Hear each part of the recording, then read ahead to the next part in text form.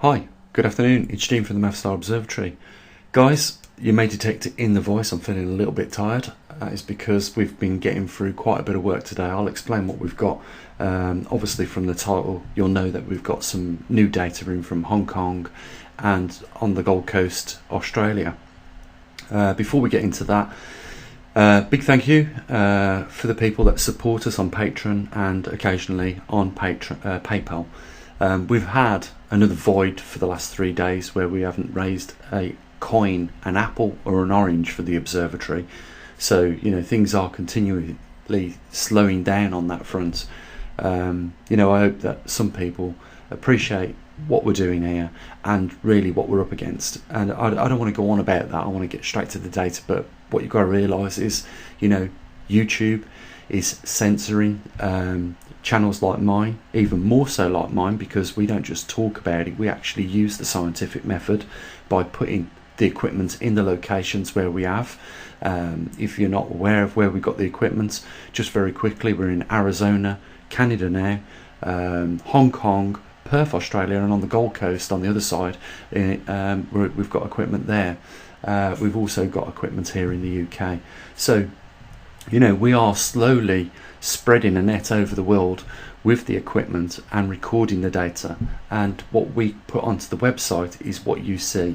So there's a lot of effort that goes into it. Just for instance, today we had the data coming from Hong Kong, we had the data also in from the Gold Coast, which was nice because if you remember a couple of months ago we had a few problems with one of the magnetometers on the Gold Coast of Australia, and I sent it out about a month and a half ago, and we've already managed to collect a month's worth of data, and that's what we're looking at. We're just short of a month's worth of data, but it's nice to see it back up and running.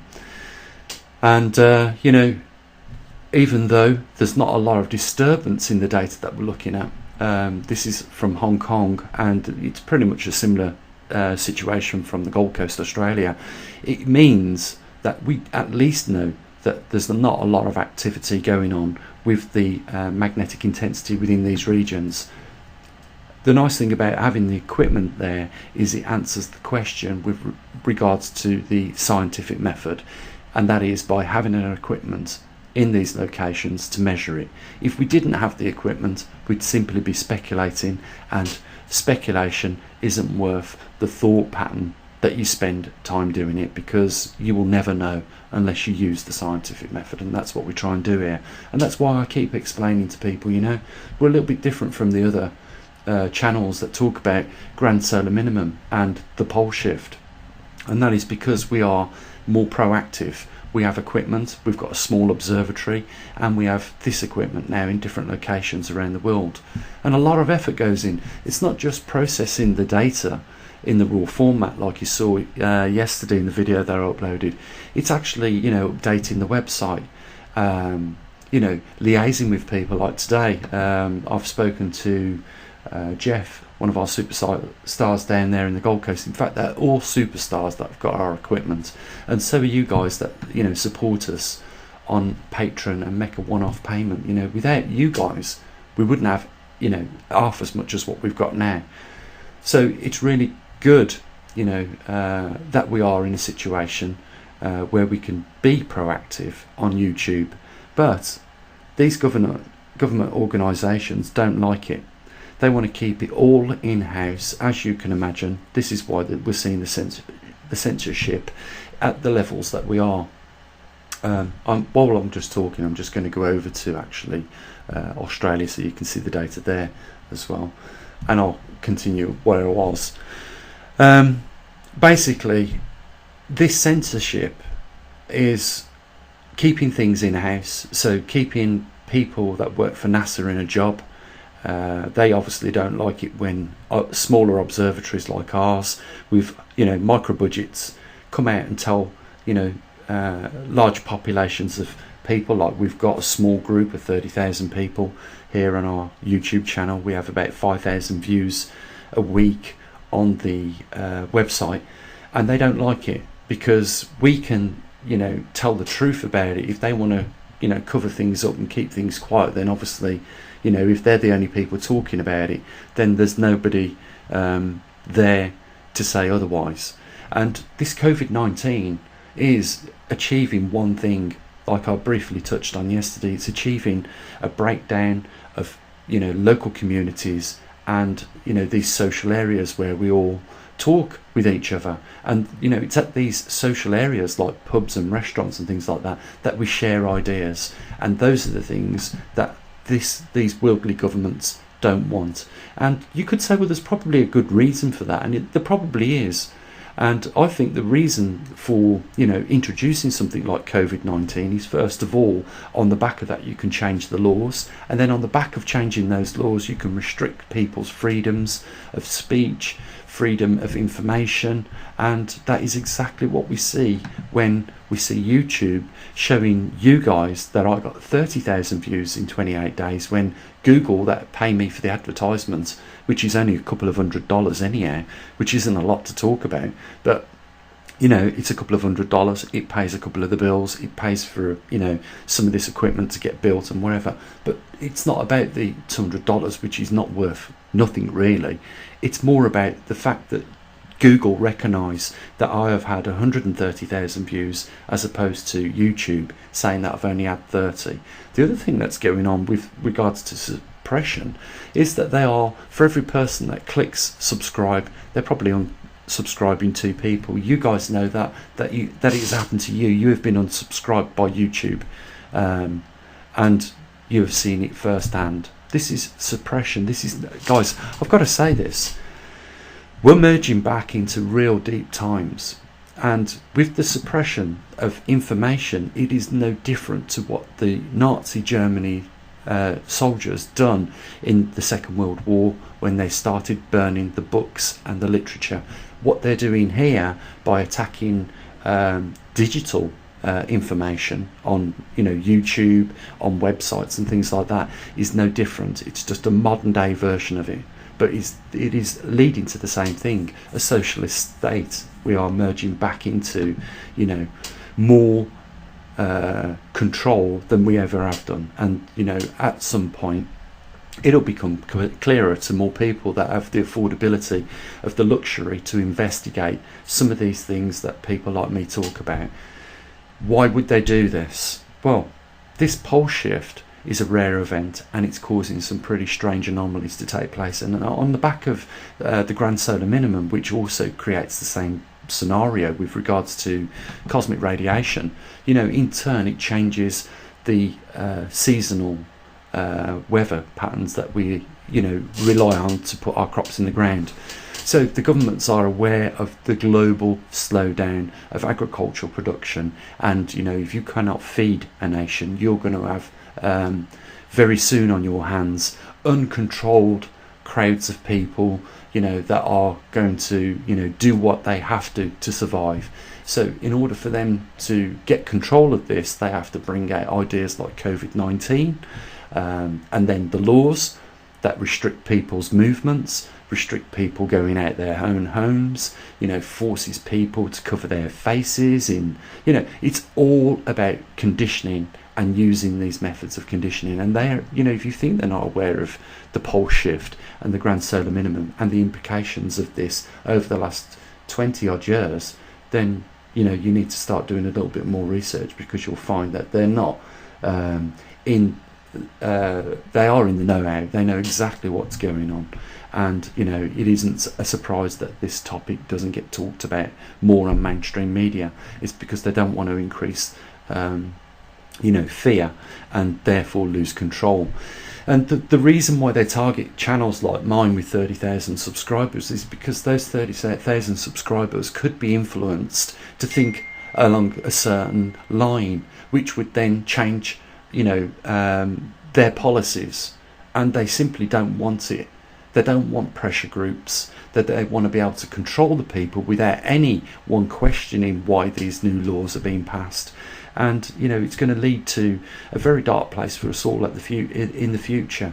We're already seeing the doctrine of students' coursework being changed. We're already seeing the history being rewritten, and we're already seeing certain qualifications disappearing because they don't want people thinking in certain areas, and encouraging that freedom of conversation where people can share those ideas, because it doesn't do any good for their agenda. We are merging, guys, as I've been saying for a long time, into some very dark times, and you should be feeling it in your gut instinct, because you do have a sixth sense, and you should feel that in your gut instinct that there is something coming down the road, and it isn't too good either.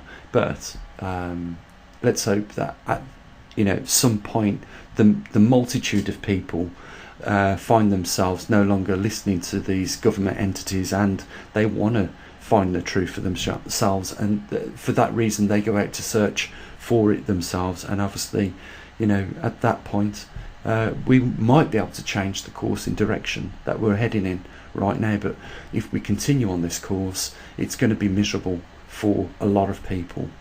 And if you don't see the sensitizing of my channel as proof that this government is so worried about little organisations like the Mavstar Observatory, then you really need to start doing a little bit more research and looking into the censorship of other entities out there, maybe on YouTube or on Facebook. But I'll just give you one. A conspiracy theorist channel called QAnon was deleted, and along with their 200,000 subscribers, and it was deleted because it was a conspiracy website. Now, it shouldn't make any difference whether it's a conspiracy website or not. The fact is we are told that we live in a world where freedom of information and freedom of speech is allowed, and if people want to talk about these subjects, they should be allowed to freely. But it's not the case, as we see. They are being removed, and they are being removed from one of a small multitude of companies, and those companies are, as you know, the ones that appeared in Congress not so long ago. We are seeing the manipulators from Amazon, YouTube, Facebook, Twitter. They are all being manipulated to remove anyone with a different opinion. And it shouldn't make any difference if it is a conspiracy or not, because if you've done your research, you will find that what they call conspiracy theories are people that have done a little bit of research and come to a different conclusion on what has happened in our history with regards to red flags. You should bear that in mind. And more than anything, you should realise that we are all now rapidly under attack with the freedom of gathering. They don't want communities to be strong. Have you not seen this happening over the last 15 years? The decaying of community. They don't want people even going to church anymore, and COVID-19 stopped that dead in its tracks for a period of lockdown here in the UK for a lot of people. I'm wondering how God would have felt about people being barred from his house. Well, I was saying to a friend the other day, how do you feel? How do you think God feels about that? And he says, well, he must be ready now, rubbing his hands, saying that I am ready for him. And I can only agree with that. I think God is ready for us, and we could quite possibly be in very close proximity to what was described in Revelations. And let's face it, the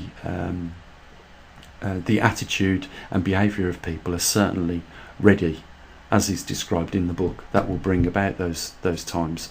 And what I'm talking about is the wickedness, the greedy, and the corruptive behaviour.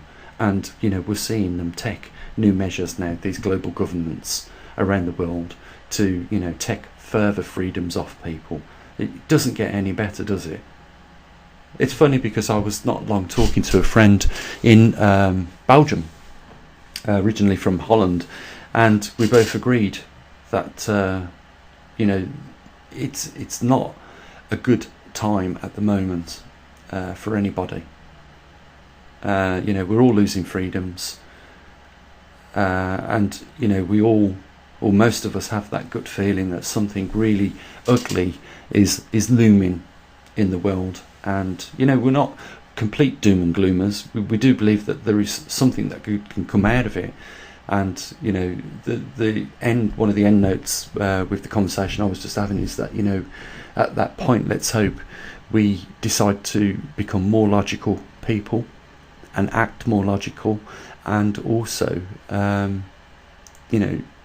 as stewards of this planet, means we have the intelligence, although sometimes a lot of us are like adult children, and we haven't quite grasped the concept of logic thinking and logic behaviour.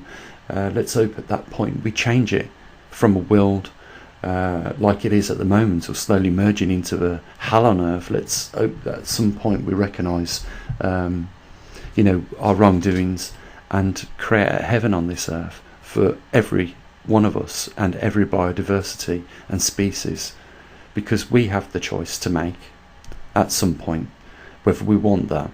And it's not until we're at the precipice of destruction or destroying ourselves that we make those changes. So with regards to the data, I just want to tell you what the muon count was for Perth, Australia. Now, as I predicted, it was going to be low, and the reason for that is because we're in one of the strongest fields on the planet at 60,000 microteslas. Sorry, not nanoteslas. We're at 60 microteslas down there, and as a result of that, Jeff, who's got the muon detector in Perth, had a count rate of 140 muons over 864 hours runtime, which is about 36 days. And if you do the math, because obviously we've got the hour rate, but what we want to do is convert it into the square meter rate, and to do that you have to times it by 400. So you go 140, which is the muon count, over a 5mm patch, so 5 by 5 millimeters. Then you you divide that by 864 hours, and then you times it by 400 to get your square meter rate, and you end up with 64 muons per hour. Now, comparing that with the data on the website, let me see. I can just pull up the data which I did the other day, because I've done the muon rate here in the UK, and if I go down to muons, here we go, we will see that there is a lot more protection in a region of the earth where the intensity is greater. And I'm going to convert that into how much intensity here is in the UK, how much is in Perth, Australia over the next few days. But just for your knowledge, at the moment here in the UK we are getting 474 muons per hour per square meter, as opposed to down there in Perth where they are getting 64 muons per hour per square meter, and that is because they're in a higher protective region where the intensity is stronger. And this is interesting, guys, because I can work out the level of intensity around the UK. I can also compare that with the intensity over in Australia, and even though we haven't got no equipment in Brazil at the moment, we can estimate the value of muons per square meter per hour. But what would be the better test of doing that would be to get the equipment out there, and we will get it out there, but that is a big chop off 474 down to 64 muons in Perth. So I really can't wait to get it into one of the weak field regions, and it answers that question. When this Earth goes through a magnetic reversal, the magnetosphere collapses even more. We know at what sort of rate of protection we get, and at what sort of rate the radiation increases. So bear with us, guys, because we are slowly now starting to use some of the data that we collect to make forecasts and predictions based on the facts that we've gathered through having the equipment out in the field. Again, that's why we're different here at the Mavstar Observatory, as opposed to being on one of these other websites or one of these other channels. I'm going to leave it there, guys. I'll just briefly mention the link down below. It's been 3 days, not even an apple or orange raised, guys. It is a public funded observatory. and it requires public funding, you guys. So, you know, the link's there if you want to help, or become one of our patrons. It's up to you. I'll say what I usually do. Have a great day, look after your loved ones, and as always, bye for now.